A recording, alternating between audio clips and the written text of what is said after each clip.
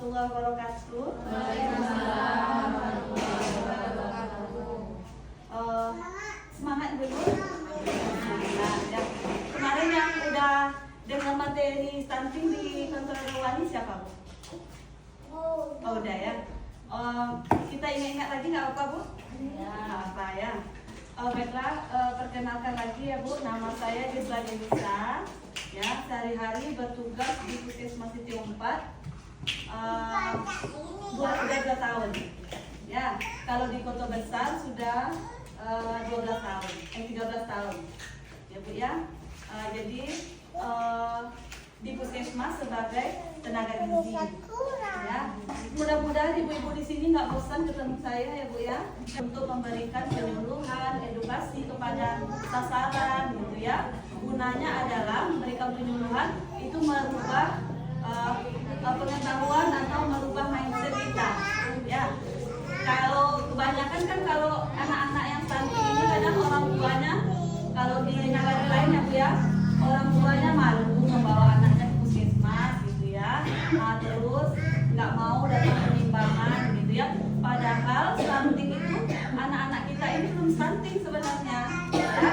Anak-anak kita ini adalah resiko ya, resiko belum stunting.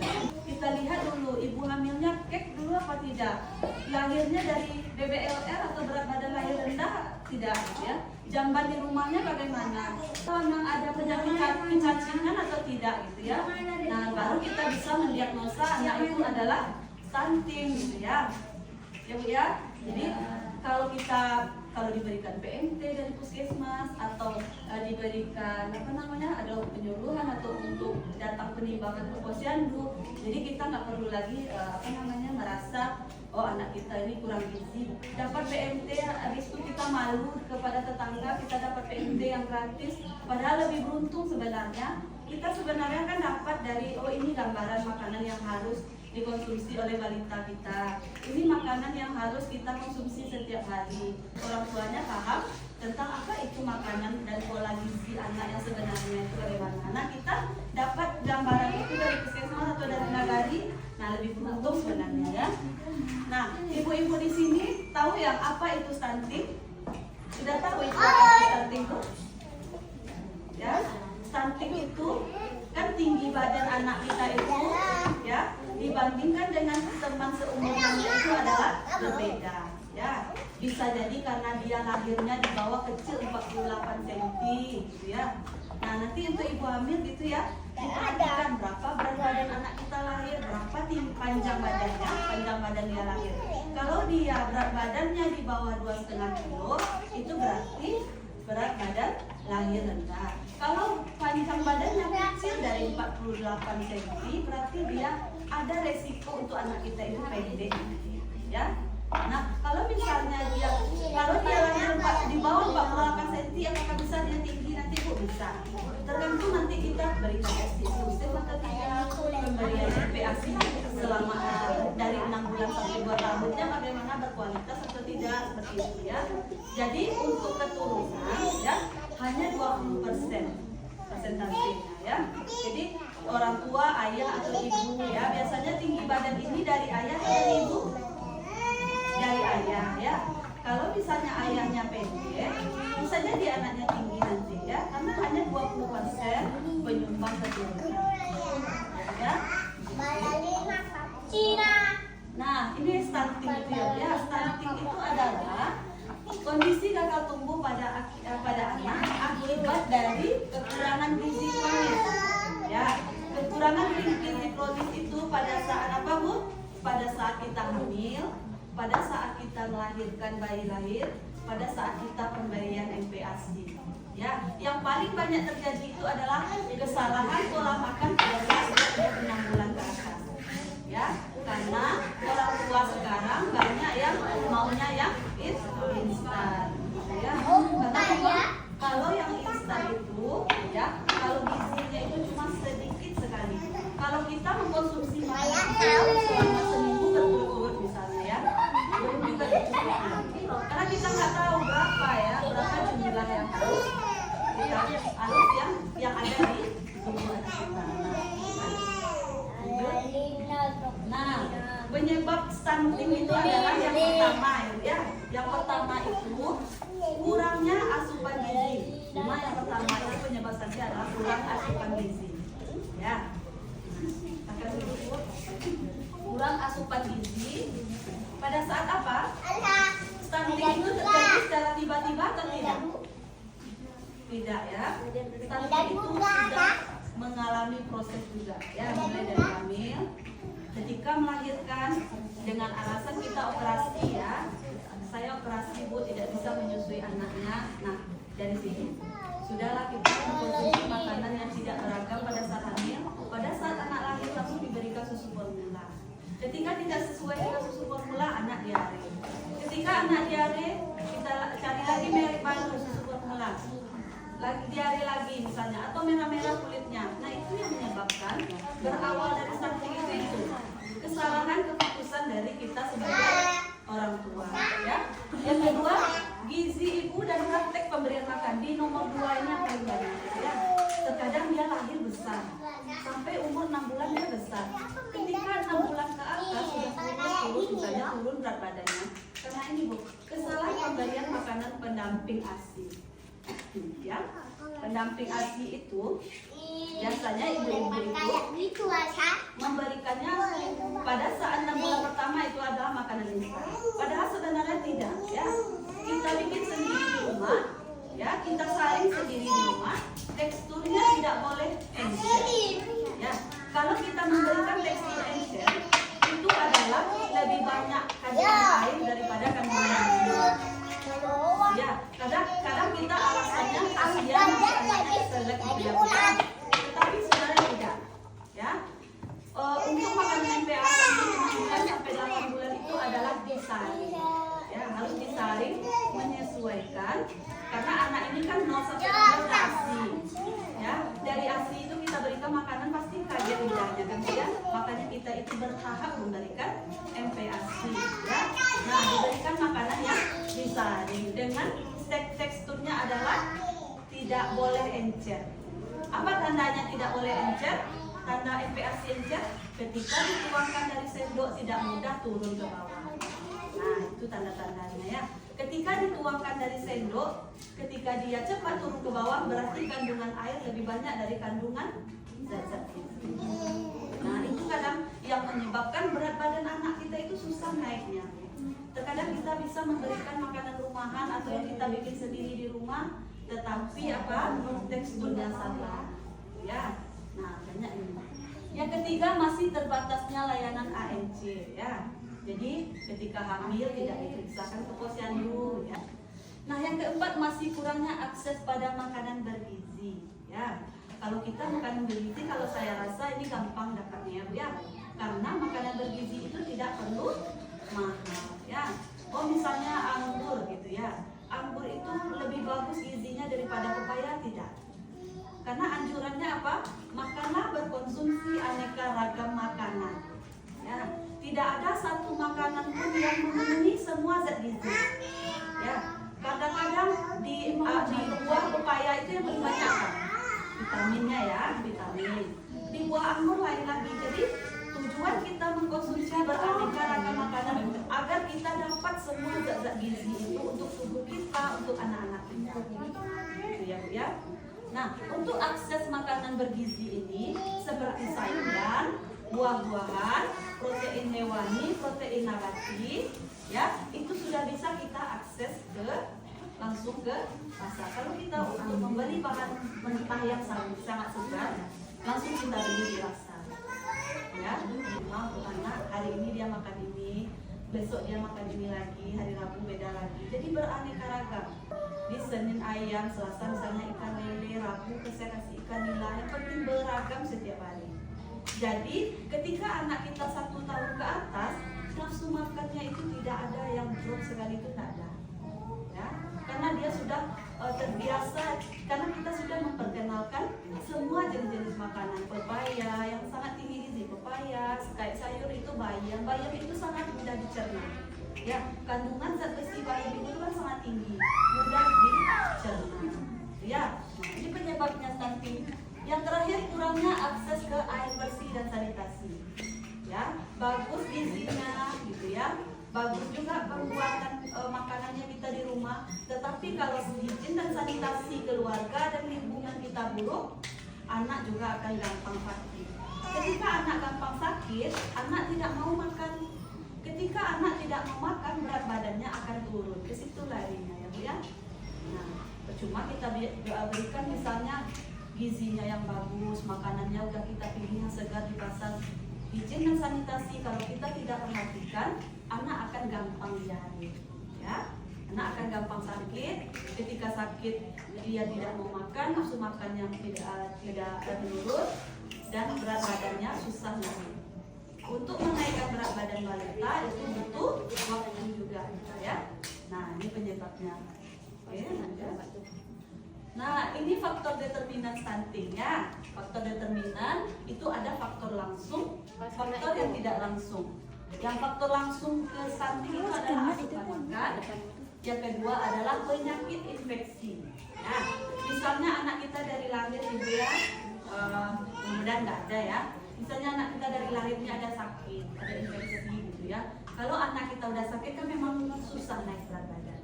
Ya, nah kenapa begitu? Karena stunting itu, ya kita memang melihat anak itu dari stunting itu memang dari tinggi badan. Tetapi pertambahan berat badan itu bermula dari berat badan. Anak kita misalnya bulan ini beratnya 5 kilo, bulan depan tidak naik misalnya 5 kilo lagi, bulan depannya 5 kilo lagi misalnya ya. Nah, untuk pertumbuhan dan perkembangannya akan terganggu karena anak itu setiap bulan bertambah harus ada juga bertambah kepandaiannya. Kalau umum misalnya berat badannya tidak bertambah, kepandaiannya juga akan terhambat nanti. Tuh, harusnya misalnya anak kita udah bisa merangkak, karena berat badannya kurang, dia pasti lesu, lemas, mudah nangis gitu ya. Nah, ke perkembangan itu dan ke pertambahan tinggi badannya itu juga akan terganggu. Berawal dari berat badan yang tidak naik tadi. Berat badan yang tidak naik terjadi kenapa tadi? Asupan dan penyakit tadi. Ya. Nah, ciri-ciri anak yang sehat bagaimana Bu? Ciri-ciri anak yang sehat bertambah berat badan setiap bulan sesuai dengan KMS, ya, bertambah kepandaian. Nah, ciri-ciri anak yang tidak sehat apa Bu? Setiap bulan itu pasti sakit. Setiap bulan itu dia mengalami kesakitan ya. Ada dia sakit. Misalnya flu. Kalau anak udah flu, hidung tersumbat, nafsu makan menurun. Kalau anak misalnya demam, kalau udah demam nafsu makan menurun. Berat badan juga menurun dan berawal dari berat badan tidak naik tadi. Makanya pertambahan tinggi badannya itu juga tidak maksimal ya. Nah, ini faktor yang tidak langsung ya. Faktor tidak langsung, rendahnya pengetahuan ibu tentang gizi ya. Kalau pengetahuan ini masalahnya ya. Nah, kalau seperti hari ini ya, kita berikan penyuluhan ya. Tujuan dari penyuluhan itu adalah menambah pengetahuan ya. Tapi pengetahuan itu sudah banyak bisa kita akses di mana-mana ya. Misalnya di buku KIA juga kita bisa untuk menambah pengetahuan ya. Dari buku KIA ya, sosial media juga ya Bu ya. Dari sosial media kita juga bisa baca makanan yang baik dan tidak baik untuk anak, bagaimana porsi makanan anak juga bisa kita akses sekarang. Tapi harus berpandai-pandai, harus berpandai kita memilah mana yang memang fakta, mana yang hoax ya. Tidak boleh dicampur adukan ya. Kalau kita udah termakan hoax nanti kita langsung percaya, dampaknya ke anak-anak kita.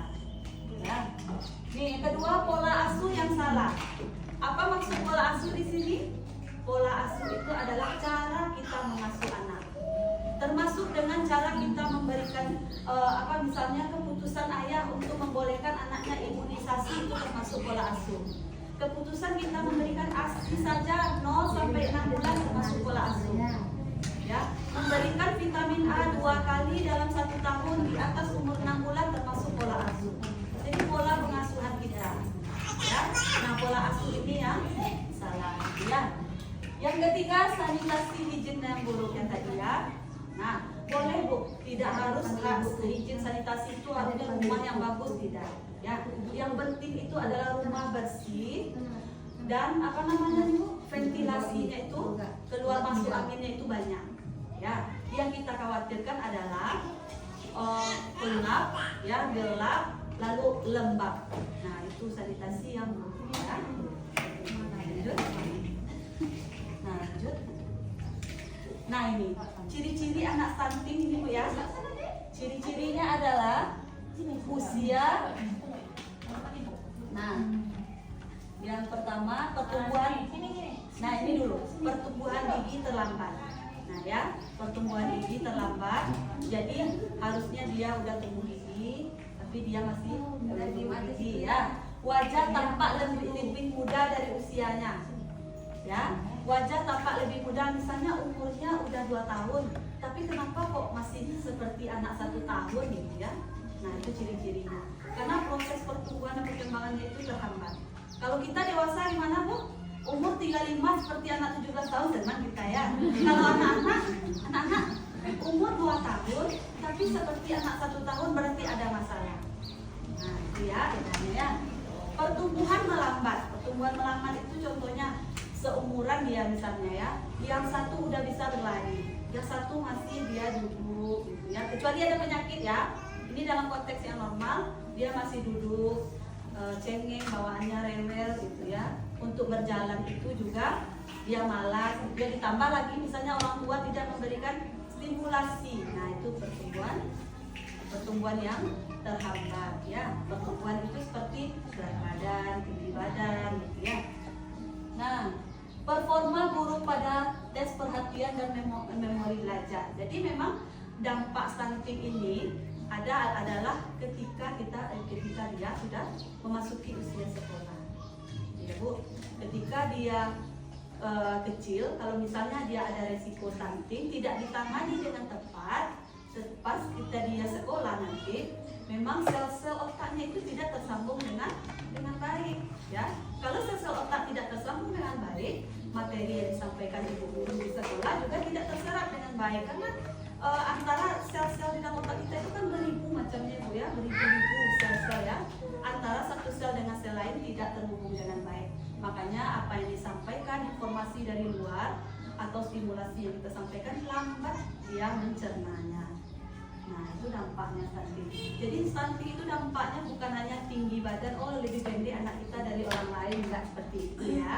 Nah, jadi dampaknya itu adalah ke sel-sel otaknya. Oke. Nah, usia 8 tahun sampai 10 tahun anak menjadi lebih pendiam. Ya, tidak banyak melakukan kontak mata dengan temannya. Jadi, ketika teman-temannya aktif, pas dia sudah dewasa atau sudah di usia 8 sampai 10 ini kan udah masih SD kelas, udah kelas atas ya Bu ya. Nah, jadi dia pendiam gitu ya, kontak mata dengan temannya itu, teman udah bermain bersama kawan-kawannya, dia di kelas gitu ya. Nah, itu dampaknya memang luar biasa kalau stunting ini Bu. Makanya pemerintah sekarang, baik pemerintah pusat, pemerintah provinsi sampai ke pemerintah nagari itu adalah tujuannya adalah mencegah stunting sampai ke akar-akarnya. Kalau bupati kita dia maunya stunting ini adalah 0 katanya ya, 0 stunting ya. Nah, semoga aja ya Bu ya, semoga aja bisa 0. Nah, tanda pubertas melambat. Kalau anak SMP, dia kan kalau anak-anak remaja itu bedanya karena pertumbuhannya itu, perkembangannya lebih cepat ya. Fasenya itu adalah fase pubertas. Jadi ada perempuan, laki-laki ya. Kalau perempuan dia menstruasi, laki-laki suaranya juga sudah berubah. Nah, itu fase-fase perkembangan remaja ya. Nah, jadi kalau dia stunting dari awal, tanda pubertasnya terlambat ya. Tanda-tandanya ini. Nah, dampaknya lagi ya, dampak stunting ini. Nah, yang paling bawah, postur tubuh tidak maksimal saat dewasa ya, karena perkembangan tinggi badan tadi tidak maksimal ya. Yang kedua, mengakibatkan kerugian ekonomi ya. Ketika anak kita stunting, di sekolah dia juga tidak prestasinya juga paling belakang ya. Lalu nanti dia tidak produktif pada saat usia dewasa. Kalau tidak produktif, kalau anak-anak tidak produktif, berarti kan dia tidak dipakai oleh tempat dia bekerja nanti. Ya, akhirnya akan menjadi misalnya kerjanya yang tidak tetap, gitu ya. Nah, itu dampaknya terjadi mengakibatkan kerugian ekonomi, ya. Nah, fungsi-fungsi tubuh tidak seimbang, ya, fungsi-fungsi organ tidak seimbang. Saat tua berisiko terkena penyakit yang berhubungan dengan pola makan, ya, yang berhubungan dengan pola makan. Nah, penyakit diabetes, ya, penyakit jantung, ya, penyakit-penyakit yang tidak menular, ya, kemampuan kognitif berkurang. Nah, ini yang paling penting sekali, kemampuan kognitif dia ini yang sangat dikhawatirkan. Makanya jor-joran pemerintah dananya untuk pemberian PNT pada anak balita resiko stunting, ya, pengadaan jamban. Nah, ini karena nanti akan berakibat kognitifnya berkurang, ya. Ketika dewasa dia tidak bisa bekerja. Jadi istilahnya tidak dipakai yang awal itu, ya. Nah, mudah sakit, ya. Dampak stunting itu adalah anak akan mudah sakit karena tidak ada kekebalan di dalam tubuh karena nutrisinya tadi yang kurang. Lanjut, Pi. Nah, kerangka penanganan stunting nih udah, ya. Lanjut. Nah, stunting bisa dicegah melalui 1000 hari pertama kehidupan. Cara mencegah stunting memang dari awal, Bu, ya. Kalau saya berharap andaikan, kadang saya mikir ya Bu ya, andaikan semua ibu hamil ini sadar kalau makanan yang real food itu adalah makanan yang sehat, ya. Makanan yang ultra proses itu adalah makanan yang tidak sehat, ya.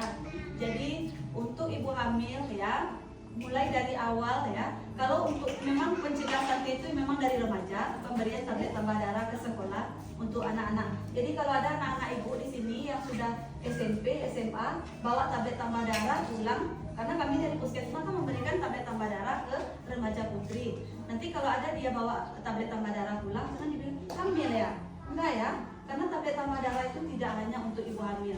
Sebenarnya tablet tambah darah remaja dengan ibu hamil memang sama obatnya, ya, tabletnya sama.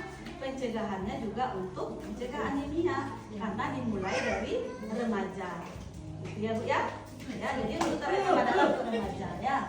Nah, stunting ini dicegah melalui pada saat kita hamil, ya, mengkonsumsi makanan yang beragam tadi, ya. Kalau di buku KIA itu ada halaman 20, ya, ada halaman 20 kebutuhan ibu hamil dalam 1 hari. Nah, ya. Nah, 1000 hari pertama. Nah, kalau kita mau mengejar 1000 hari pertama yang bagus, ya Bu, ya. Caranya adalah gizi yang tepat, ya. Gizi yang tepat apa? IMG pada saat lahir, ya. Berawal dari kehamilan dulu. Pola makan yang baik, ya. Mengkonsumsi makanan yang bergizi, ya. IMG, akses dan pemberian MPASI, ya. Nah, ditambah pencegahan penyakit. Pencegahan penyakit misalnya ibu hamil ini kan sebenarnya nggak boleh demam, ya. Kalau ibu hamil udah demam, nanti sampai ke janinnya juga akan terhambat kalau sering-sering demam, ya.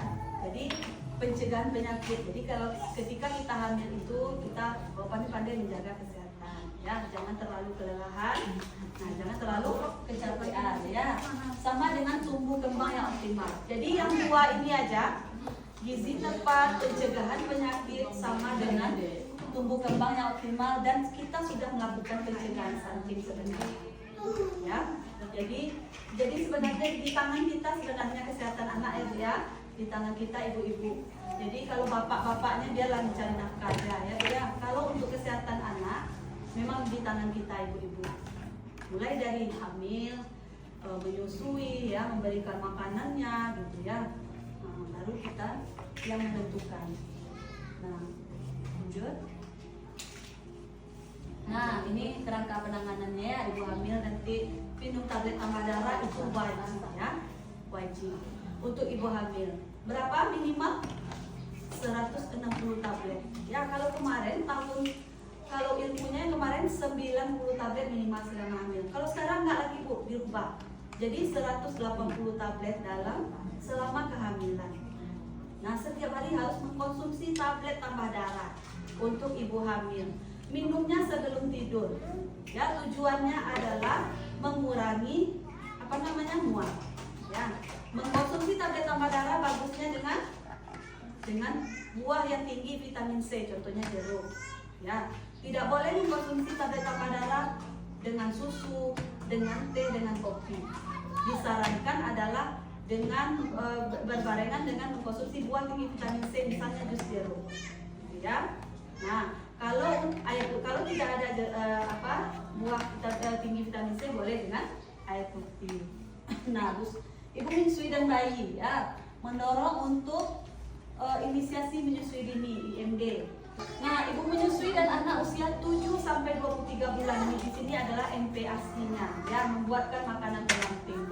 Oke, lanjut. Nah, ini adalah kerangka ya. Mungkin kalau sampai di situ ada yang mau ditanyakan, Bu? Ya. Tadi kita udah bahas apa itu stunting ya. Faktor penyebab stunting apa? Ciri-ciri anak stunting dan cara mencegah stunting. Nah, kita udah bahas itu. Kalau sampai di sini ada yang mau ditanyakan, Bu? Ibu-ibu paham nggak dengan yang saya sampaikan tadi? Saya berharap paham ya, Bu ya. Nah, saya berharap paham karena memang untuk mempraktekkan itu butuh waktu sebenarnya ya. Harus kita perlahan-lahan, harus dengan niat yang kuat. Nah, gitu ya. Kalau untuk orang tua yang sudah terbiasa memberikan makanan ringan atau makanan yang dibeli gitu ya, dibeli semua, tidak mau membuatkan di rumah gitu ya. Memang untuk memulai dari awal itu memang agak berat, tapi harus kita ubah ya, memberikan makanan yang kita bikin sendiri di rumah. Oke, Bu? Sampai di sini ada yang mau ditanyakan? Ada, Bu? Nggak ada, berarti ibu paham ya. Nah, kita tanya jawab dulu ya. Apa itu stunting tadi, Bu? Stunting apa tadi? Tinggi badan. Tinggi badan anak tidak sesuai dengan umurnya ya. Oke, ciri-ciri anak stunting apa tadi, Bu? Ciri-cirinya? Perawakannya ya, giginya lambat tumbuhnya gitu ya. Wajahnya lebih muda dari umurnya gitu ya. Itu ciri-cirinya tadi ya. Pencegahannya apa tadi? Berawal dari remaja, ibu hamil, lalu memberikan ASI eksklusif dan makanan pendamping ASI. Nah ya, Bu ya, saya harap ibu-ibu bisa paham dengan apa yang saya sampaikan gitu ya. Semoga saya berharap tahun depan kita nggak ketemu lagi nih, Bu ya. Ya, dengan dengan informasinya, Bu udah sehat semua ya. Maunya saya begitu, lain lagi nanti kalau zero ya alhamdulillah, tapi kalau misalnya ada pergantian atau apa yang mau gimana lagi ya. Misalnya anak ibu ini udah sehat, sudah kita biar yang baru. Nggak putus-putus lagi apanya ya, kerja kita gitu ya. Nah, jadi untuk apa? Kita kan pemberian PNT ini udah jalan yang ke tahap 2 dan tahap 2 berjalan selama 10 hari ya. Kita mulai lagi di tanggal 10 ini habis lebaran haji.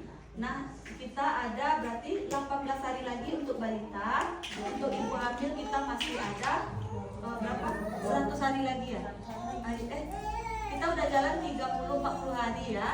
Oh iya, 80 hari lagi kita ya. Untuk ibu hamil memang jangka waktunya lama ya.